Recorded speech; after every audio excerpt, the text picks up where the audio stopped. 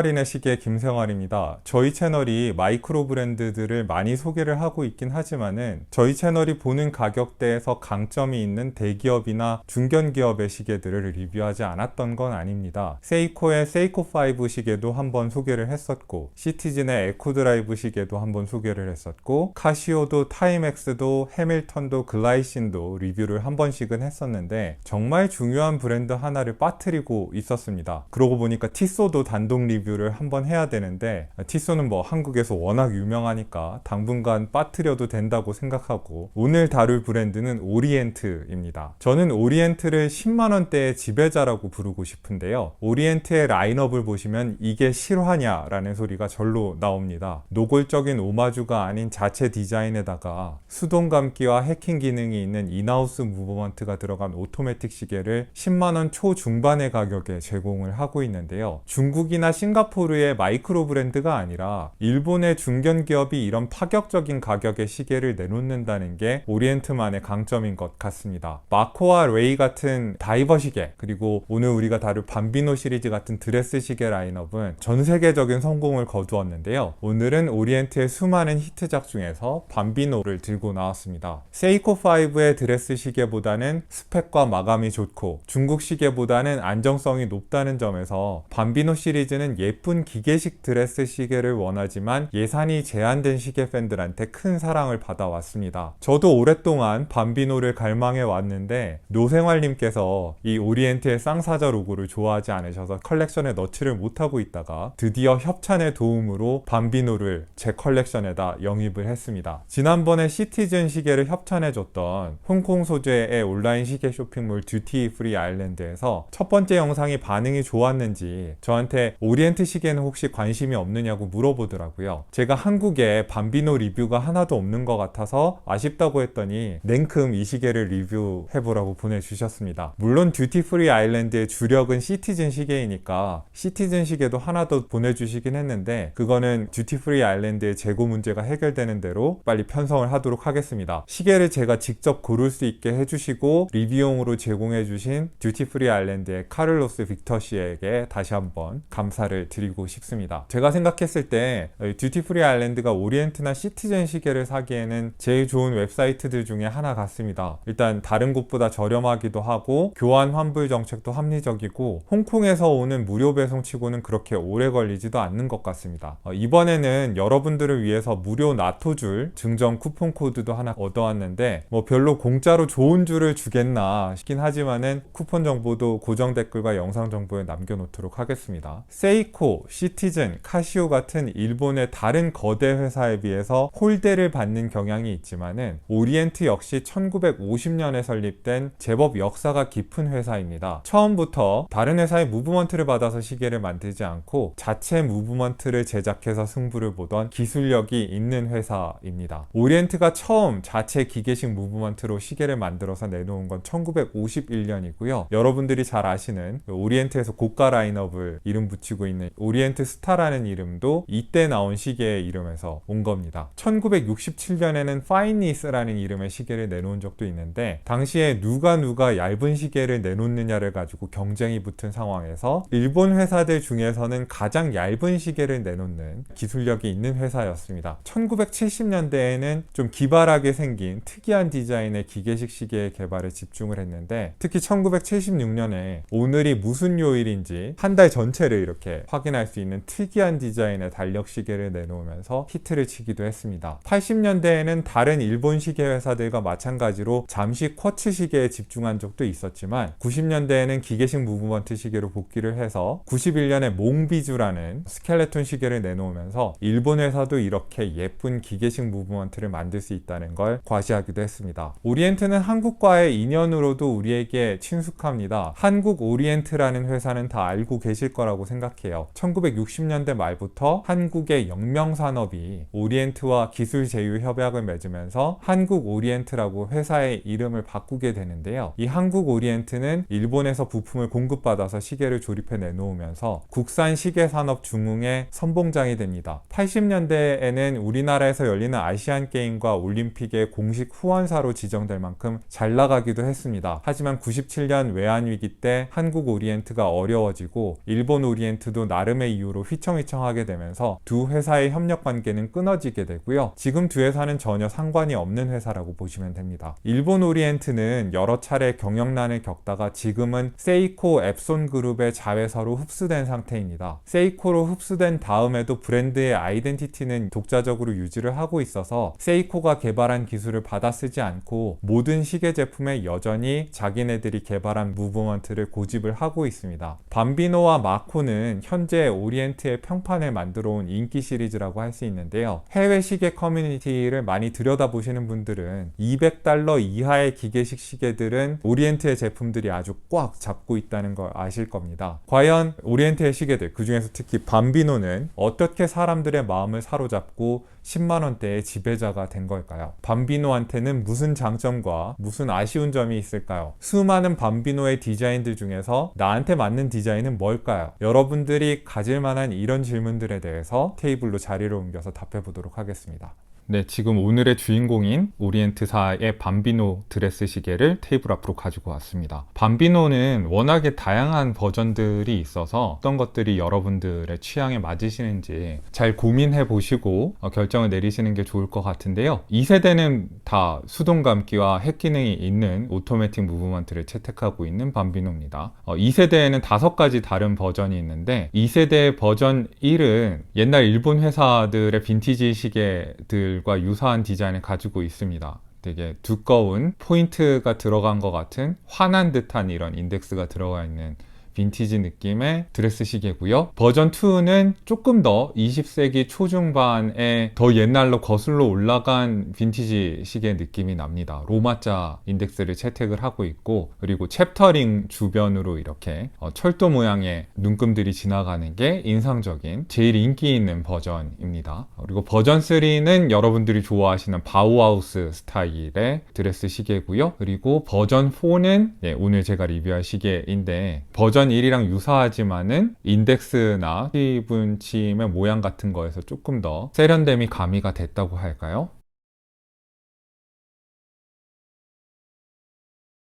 제가 더 추천드리고 싶은 거는 버전 1, 버전 2, 그리고 제가 리뷰할 버전 4고요. 그 다음에 버전 4에 버전 4에 메탈줄 버전도 나와 있으니까 메탈줄을 좋아하시는 분들은 메탈줄 버전도 한번 살펴보시길 바랍니다. 사이즈는 전부 다 40.5mm 케이스 사이즈의 러그 너비가 21mm로 동일한데, 오늘 제가 리뷰할 이 버전 4의 가죽줄 버전만 케이스 사이즈가 42mm로 다른 밤비노 시리즈보다 조금 더 크고, 러그 사이즈가 홀수가 아니라 22mm로 통상적인 러그 사이즈를 따르고 있습니다. 드레스 시계 쪽은 좀 큰 면이 없지 않아 있는데, 큰 드레스 시계를 소화하기 부담스러운 분들은 다른 버전의 밤비노를 보시는 걸 추천드리고 싶네요. 자, 그러면은 언제나 그렇듯이 오늘도 사이즈에서부터 이야기를 시작을 해야 되겠죠. 42mm의 케이스 사이즈를 가지고 있는 시계고요. 그 다음에 러그 투 러그는 48mm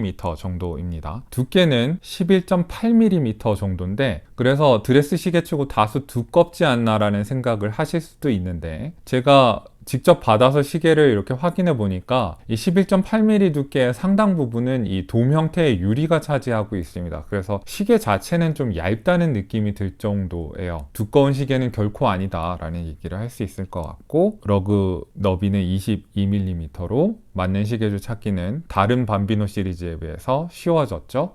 그리고 시계의 무게는 68g, 스트랩을 포함해서 68g 정도여서 기계식 시계인 걸 감안했을 때는 굉장히 가벼운 시계라고 할 수가 있을 것 같아요. 드레스 시계이다 보니까 베젤이 됐건 그 케이스 정면이 됐건 측면이 됐건 다 폴리시 처리가 돼 있고요. 폴리시 상태는 지금 빛을 받아서 이렇게 반짝거리는 거에서 여러분들이 확인하실 수 있듯이 굉장히 깨끗하게 폴리시가 되어 있습니다. 그리고 물론 316L 스테인리스 스틸 케이스를 채택을 하고 있는 거고요. 시계 유리는 굉장히 멋진 돔 형태의 미네랄 크리스탈이 들어갔습니다. 미네랄 크리스탈이 들어간 건 조금 아쉬울 수 있겠는데, 이 돔은 제가 이제까지 본 시계들 중에서 역대급이라고 할 수 있을 정도로 굉장히 멋진 각을 이루고 있습니다. 아크릴의 돔이랑 미네랄이나 사파이어 크리스탈의 돔이 형태상의 차이가 있는데, 미네랄 크리스탈이나 사파이어 사파이어 유리 같은 경우에는 아크릴 유리처럼 부드러운 돔 형태로 가공하기가 힘들다고 해요. 그래서 층이 이뤄진 것처럼 각진 이런 돔이 만들어지는데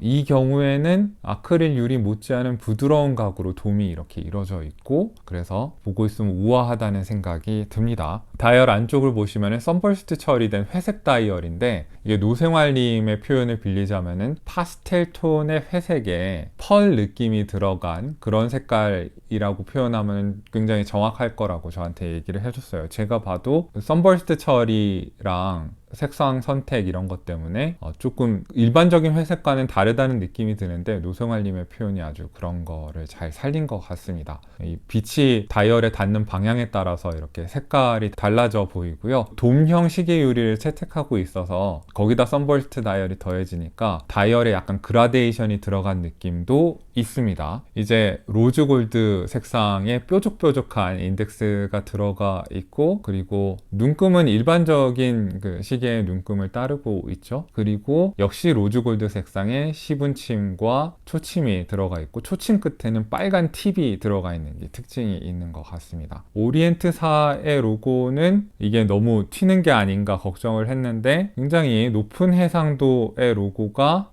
부착이 돼 있고요. 그리고 다이얼 하단에는 워터 레지스턴트라고, 방수가 되는 시계라고 적어 놨습니다.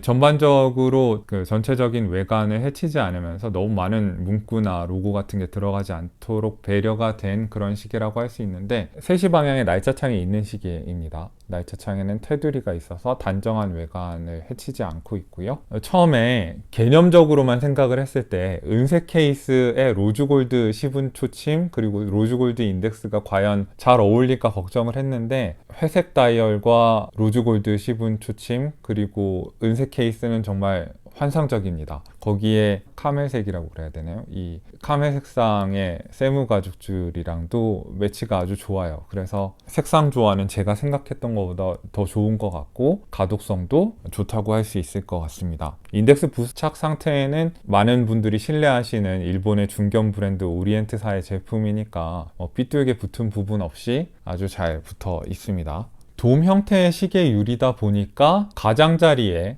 왜곡 현상이 다소 있긴 한데, 이게 시계의 그 가독성을 해치지는 않는 것 같아요. 오히려 다이얼의 신비한 효과를 더 강화했으면 강화했지, 다이얼의 가독성을 해치지는 않는다는 얘기를 할 수 있을 것 같습니다. 그리고 약간 아쉬운 게 있다면 42mm 사이즈잖아요. 이게 다른 밤비노 시리즈에 비해서 커진 건데, 케이스 사이즈는 키우면서 시분 초침까지 길이를 늘리지는 않은 것 같아요. 그래서 시분 초침의 길이가 케이스 사이즈, 다이얼 사이즈에 비해서 조금 많이 짧은 것 같다라는 느낌이 있는데, 이 문제는 빨간색 포인트가 들어간 초침 때문에 더 두드러져 보이는 것 같아요. 빨간색 포인트 때문에 초침이 실제도 짧지만은 더 짧아 보인다는 특징이 있습니다. 그렇지만 인덱스가 굉장히 길고, 인덱스가 이렇게 시분 초침을 마중 나와 있기 때문에 대충 봤을 때는 시분 초침이 그렇게 짧다는 느낌은 들지 않습니다. 보기 흉할 정도는 아니에요. 이 시계의 무브먼트는 오리엔트사의 그 수동 감기와 핵 기능을 지원하는 그런 무브먼트를 채택을 하고 있는데, 1시간에 21,600회 진동하는 이제는 업계의 표준 같은 진동수를 가진 무브먼트고요. 이거는 1초에 6번 끊어서 움직이는 초침으로 표현이 됩니다. 스위스 에타 무브먼트 같은 부드러운 움직임은 아니지만은 나름대로 부드러운 움직임을 보여줍니다. 제조사 홈페이지를 들여다봤을 때 공식적인 스펙이 공개가 돼 있지는 않은 것 같아요. 마이너스 15초에서 플러스 25초의 1호차를 가졌다고 듀티프리 아일랜드에서는 밝히고 있는데, 제가 이 시계 가지고 체크를 해보니까 한 10초 내외 정도의 오차가 하루에 발생하는 것 같습니다. 그렇게 정확하지 않은 것도 아니고, 그렇다고 아주 정확한 것도 아닌 10만원대 초반이라는 가격을 감안했을 때는 굉장히 준수한 오토매틱 무브먼트라고 할 수 있을 것 같습니다. 이 시계 무브먼트의 파워 리저브는 40시간 정도고요. 수동 감기는 소리는 좀 납니다만은 뻑뻑하지 않고 부드럽게 돌아가고요.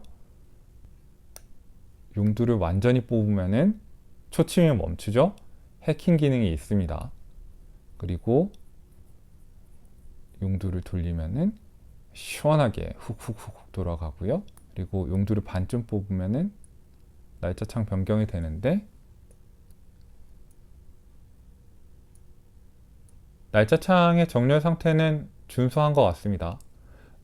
케이스 사이즈에 비해서 용두가 다소 작은 감이 있는데 드레스 시계니까 용두가 작아야 되기도 하겠죠. 용두에는 아무 이런 로고나 이런 표시가 없지만은 그래도 잡기 좋게 엣지 처리는 되어 있습니다.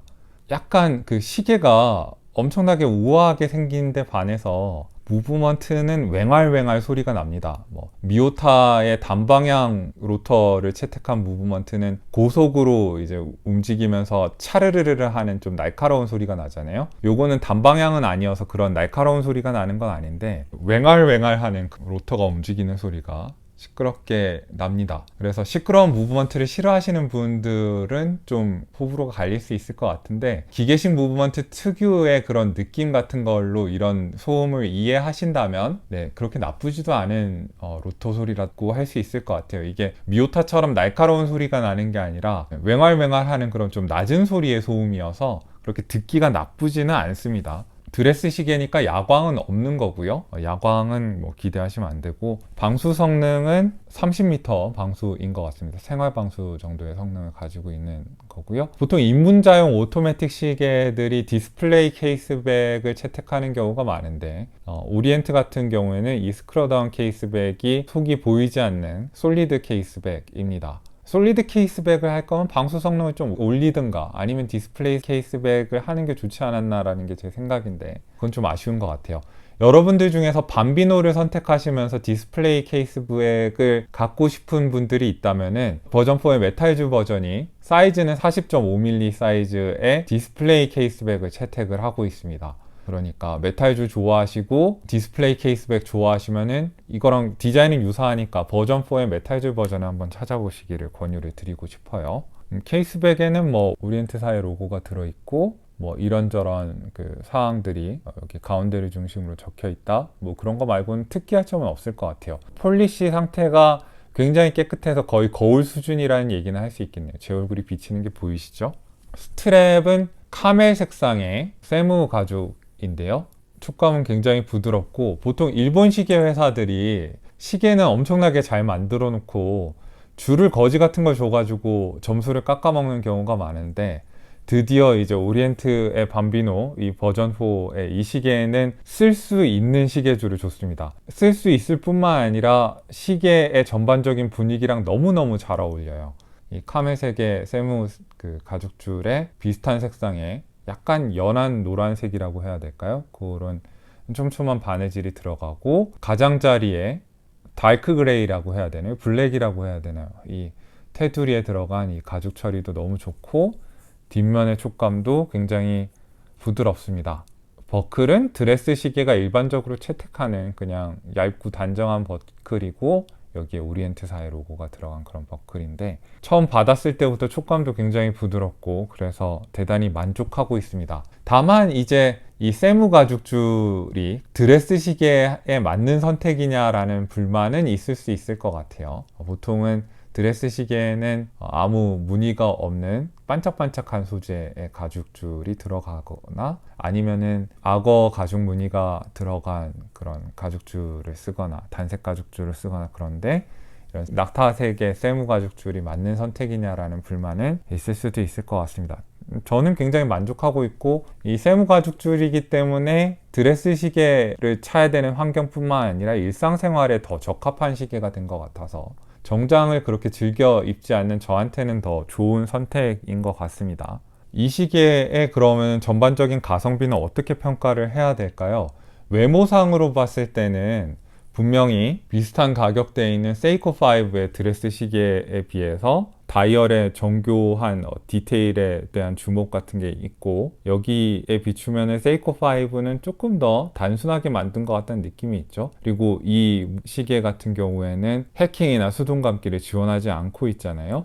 기능적으로 보나 디테일에 대한 주목으로 보나 디자인적인 면에서 보나 세이코5의 드레스 시계에 비해서 가성비가 높다고 할 수가 있고, 그 다음에 스펙상으로는 이제 중국 시계에 다소 밀릴 수가 있을 것 같으나, 중국의 드레스 시계들이 나와 있는 스펙이 예고 없이 바뀌는 경우도 있고, 그리고 품질 관리가 잘 안 되기 때문에 불량품을 받을 확률이 높잖아요. 그래서 중국 시계를 싫어하시는 분들한테는 이제 중견 브랜드가 그렇게 더 비싸지도 않은 가격에 수동 감기와 해킹 기능이 있는, 정확도도 그렇게 나쁘지 않은 안정적인 품질의 이렇게 시계를 준다는 점에서 중국 시계랑 비교해도 가성비가 떨어지지 않는다고 얘기를 할 수 있을 것 같아요. 시티즌사의 쿼츠 시계랑 비교해도 디테일에 대한 주목은 확실히 오리엔트가 낮다는 점을 얘기를 할 수 있을 것 같고, 이거는 그냥 쿼츠잖아요. 가격대가 비슷한데 오토매틱 시계를 준다는 점에서 분명히 오리엔트가 강점을 가지고 있다고 할 수 있을 것 같습니다. 이거보다 두세 배가 더 비싼 티소의 드레스 시계랑 비교를 해봐도, 물론 티소에는 사파이어 크리스탈이 들어가고 자세히 들여다보면은 이 다이얼의 해상도가 굉장히 높습니다만은, 그럼에도 불구하고 단순히 외모만을 비교를 했을 때는 오리엔트가 티소에 비해서 싸 보이지가 않습니다. 그런 걸 봤을 때는 이 10만원대 드레스 시계에서 가성비는 거의 최고급이 아닌가라는 얘기를 할 수가 있을 것 같아요. 분명히 사람들이 엄청난 호응을 해줄 때는 그럴 만한 이유가 있는 것 같습니다. 특히 오리엔트의 밤비노는 제가 직접 경험을 해보니까 거품이 아니라는 걸 확실하게 느꼈어요. 분명히 인기 있는 시계 중에서도 거품이 많이 들어간 그런 시계들이 있지만은, 이 시계 같은 경우에는 그런 거품이 들어간 시계는 아닌 것 같고, 그리고 사진에 보이는 것보다 실물이 훨씬 더 예쁩니다. 7인치 정도 되는 제 손목에 착용을 했을 때는 이런 느낌입니다. 네, 드레스 시계라고 하기엔 다소 큰 감이 있는데 두께는 적당하고 케이스 지름이 전통적인 드레스 시계에 비해서는 크다는 느낌이 있습니다. 그리고 같은 42mm의 다이버 시계보다 조금 크다는 느낌이 있습니다. 그거는 이게 베젤이 없고 전부 다 전체가 다이얼이니까 더 크게 느껴지는 건데요. 큰 시계에 대해 부담감을 느끼는 분들한테까지 추천하기는 조금 그런 것 같습니다. 그런 경우에는 이제 40.5mm의 케이스 사이즈를 채택하고 있는 다른 밤비노 시리즈를 권유를 드리고 싶어요. 저는 드레스 시계가 딱히 필요했던 건 아니기 때문에, 일상용 시계로는 뭐 더할 나위 없이 좋은 사이즈잖아요. 요새 큰 시계를 워낙 많이 차니까 만족하고 있습니다. 그러면은 이제 야외 착용샷도 보내드리도록 하겠습니다.